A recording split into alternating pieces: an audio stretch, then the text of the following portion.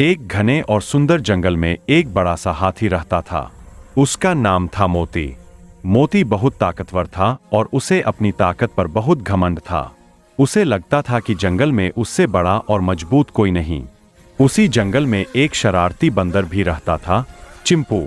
चिंपू पेड़ों पर कूदता फांदता और अपनी चालाकी दिखाकर सबको हंसाता था। उसे लगता था कि उसकी बुद्धि और फुर्ती से कोई मुकाबला नहीं कर सकता। जंगल के एक कोने में बहुत ही छोटी लेकिन होशियार चींटी टीनी रहती थी। टीनी मेहनती और नम्र थी। वह भी जंगल का हिस्सा थी, लेकिन अक्सर सब जानवर उसकी छोटी कद के कारण उसे कम आंकते थे। एक दिन हाथी मोती और बंदर चिंपू आपस में घमंड से बोल रहे थे।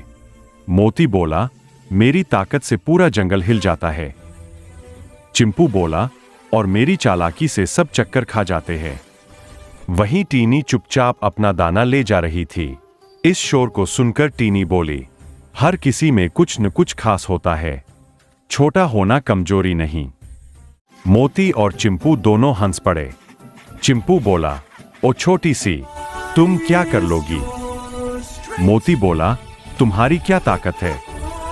टीनी मुस्कुराई और बोली, चलिए एक दोस्त की मदद करते हैं और देखते हैं किसकी योग्यता काम आती है। उसी समय जंगल के झरने के पास एक हिरनी की टांग फंस गई थी और वह बचाने को पुकार रही थी। मोती तुरंत पहुंचा और पूरी ताकत से खींचने लगा, लेकिन उसकी भारी ताकत से पत्थर और गहरे फंस गए। चिंपू ने कोशिश की, रस्सी लाने को चारों ओर कूदा, मगर फिसलकर पानी में गिर जा।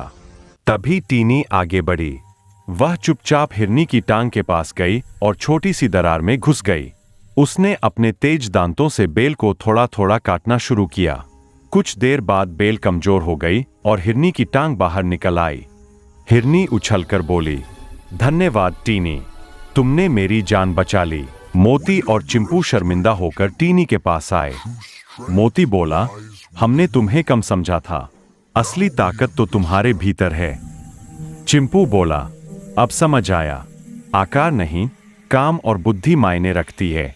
टीनी ने मुस्कुराते हुए कहा, हम सब मिलकर रहें तो हर मुश्किल आसान हो जाती है। उस दिन के बाद वह तीनों, हाथी, बंदर और चींटी, अच्छे दोस्त बन गए।